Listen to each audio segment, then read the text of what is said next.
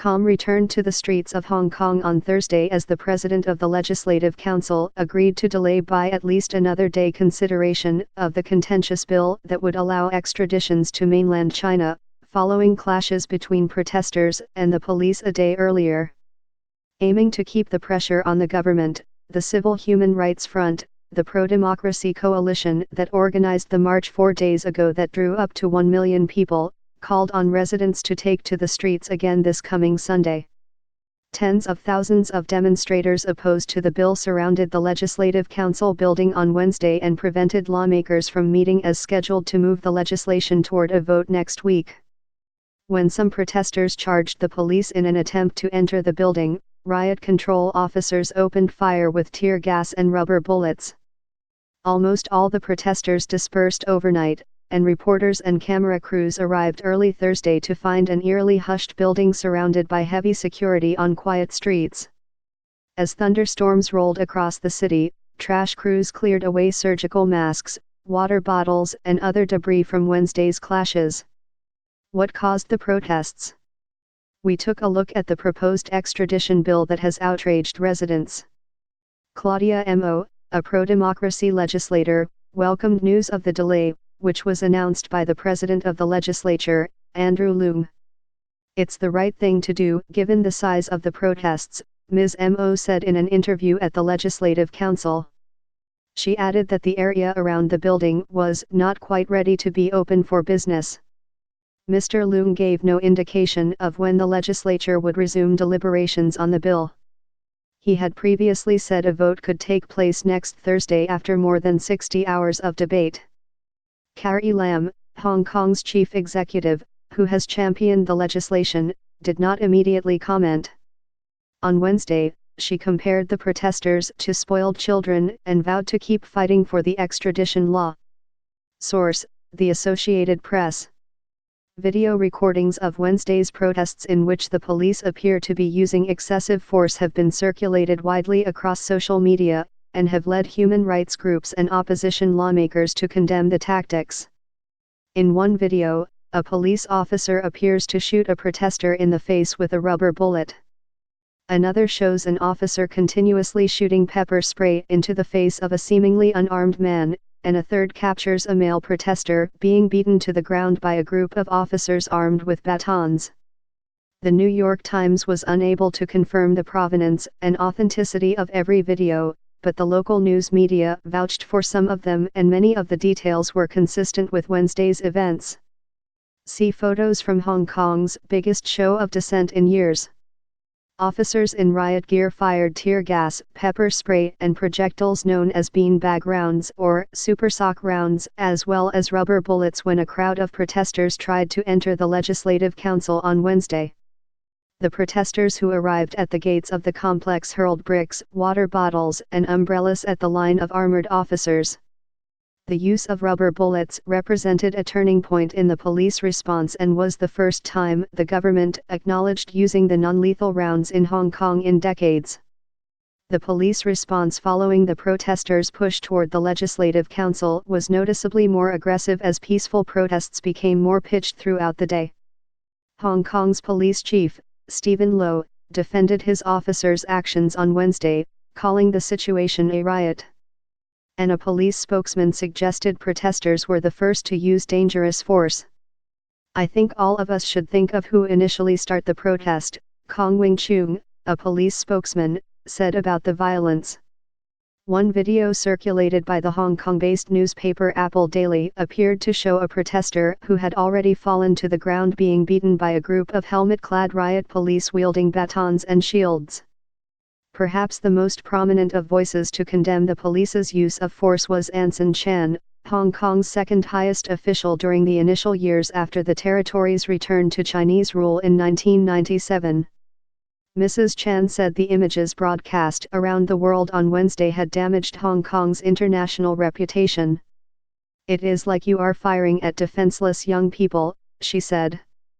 The ugly scenes of police using tear gas and pepper spray against overwhelmingly peaceful protesters is a violation of international law, Man Kay Tam, director of Amnesty International Hong Kong, said in a statement on Wednesday.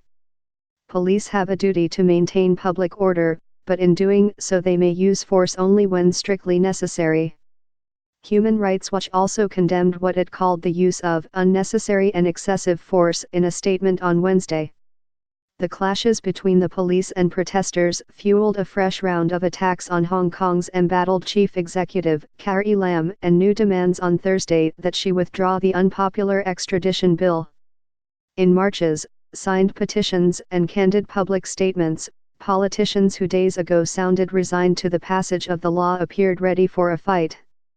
A group of 20 lawmakers, representing the pan-democracy camp of the Legislative Council, led a peaceful march on Thursday from the building where a day earlier protesters clashed with the police, to Mrs. Lam's residence.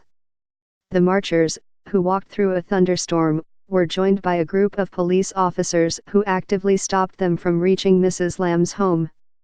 "It is very far from acceptable," Oh Nok-hin, a pan-democrat said of the officers' effort to block them. Mrs. Lam, who was handpicked by the central government in Beijing, has showed little interest in withdrawing the legislation and has compared the protesters to spoiled children.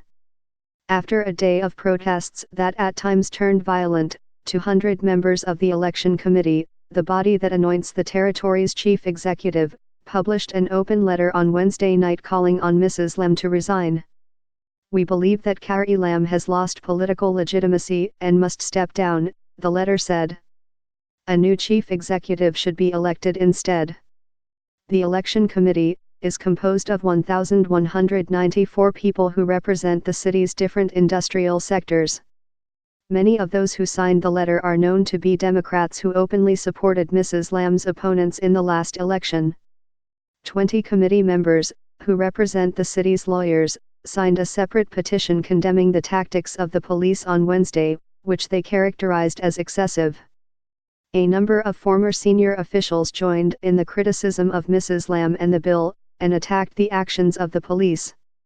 Mrs. Lam's decision to push ahead despite such strong opposition is nothing short of a dictator's act, said Joseph Wong, a former civil service secretary who also called on an independent counsel to investigate the police's use of force. In an open letter to Mrs. Lam, 7 other former senior officials urged her to withdraw the bill. Despite signs that the protests and organized political action had slowed the bill's passage, some pan-democratic lawmakers acknowledged that it was all but inevitable because of the pro-Beijing camp's legislative majority. "Whatever tactics we use, they don't care," the lawmaker Charles Mock said. "That's why people are so mad."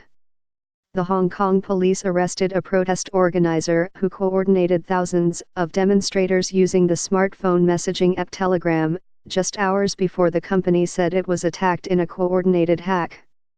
In a Twitter post on Thursday, the company's founder, Pavel Durov, indicated that the attack was likely initiated by China's government. Mr. Durov said that the attack scale was consistent with a state actor, that much of the traffic came from within China, and that it matched a pattern of attacks on Telegram that have coincided with protests in Hong Kong.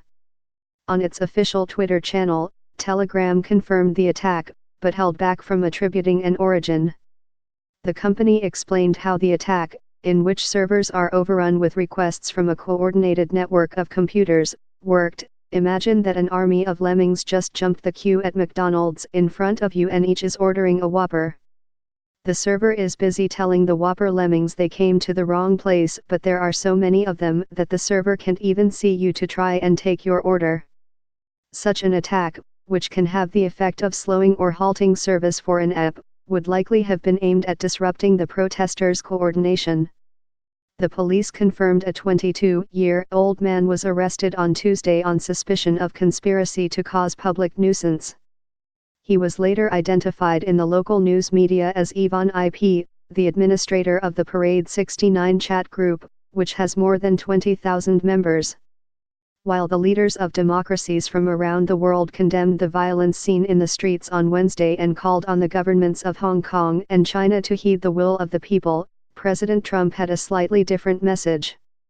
"I hope it all works out for China and for Hong Kong," said Mr. Trump, who has used typically less reconciliatory language in his continuing trade war with Beijing.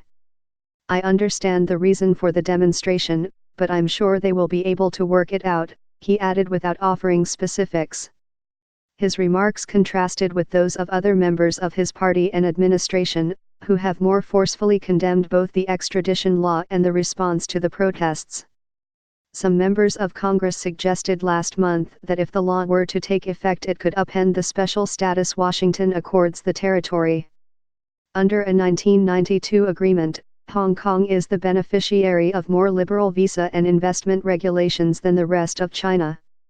Also on Wednesday, Prime Minister Theresa May of Britain said her government was concerned about the developments in Hong Kong and said any changes to the extradition law had to be in accord with an agreement signed in 1997 between Britain and China at the time of the city's handover. Tsai Ing-wen, the president of Taiwan, where a murder last year by a Hong Kong resident inspired the proposed extradition law, wrote on Twitter that she was utterly saddened to see the images of Hong Kong police firing rubber bullets at protesters. To the people of Hong Kong, she continued, you may feel your demands for freedom seem to fall on deaf ears, please know that all like-minded friends in Taiwan and around the world are standing with you. News organizations across the globe covered the mammoth protests in Hong Kong on Sunday, when hundreds of thousands of protesters made their displeasure with the extradition bill known by marching through the streets, waving signs, and chanting slogans. But readers of China Daily, a Chinese state-run newspaper, saw a starkly different take on the event. 800,000 say yes to rendition bill. It was a twisty headline even for a publication that faithfully sticks to the party line, prompting some to call it Orwellian, staggering, and bonkers. The 800,000 figure, which at first glance might seem to refer to the masses on the streets, actually referred to an online signature campaign, which some observers have doubted is genuine. The article listed several minor counter-protests while playing down the actual demonstration, mentioning it in a single sentence. It used the police-given estimate of 240,000 attendees, much lower than the million that organizers say participated. Crowd counts are notoriously difficult to estimate and are often politically biased. The online article also included photos of roughly a dozen people holding pro-extradition signs, without any images of the giant throngs of anti-extradition protesters who took over much of downtown Hong Kong. China Daily did not immediately respond to a request for comment. The measure before the legislature would allow Hong Kong to detain and transfer people wanted in countries and territories with which it has no formal extradition agreements. That includes the Chinese mainland. Beijing has dismissed criticism of the law.